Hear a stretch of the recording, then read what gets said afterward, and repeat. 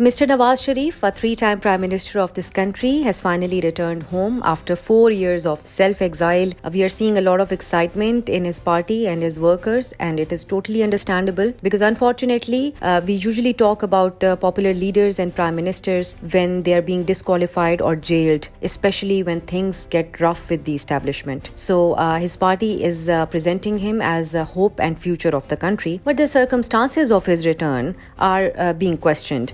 Especially how he was able to secure the protective bail against all the past precedences, despite being a convict and absconder. More importantly, how he immediately took back his demand of accountability of those non-political characters responsible, according to him, for sending his government home, putting him and his daughter and important leadership of his party in jail, calling him traitor, and what not. So the step back from that narrative and the way the legal hurdles were removed is simply being defined by the legal experts and the analysts as everything is possible in this country if you are in good books of the establishment. So I think now the challenge for Nawaz Sharif will be to explain all of this to his workers, that what has changed for Nawaz Sharif and what has changed between him and the military establishment, what surety he was given, if any, that the history will not repeat itself, and whom will he accuse of the economic instability in the country,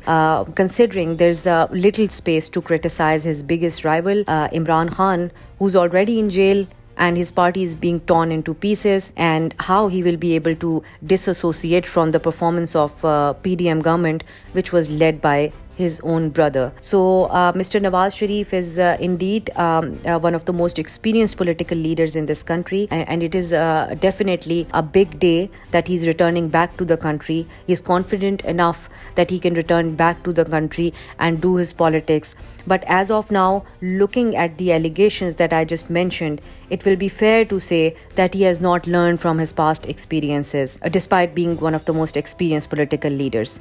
So let's see if he proves us wrong in his speech tonight at Minar-e-Pakistan, where his supporters are eagerly waiting for him. Some genuinely to welcome their dear leader to revive the country's fortune, and some who were promised motorbikes, delicious biryani, and even paradise.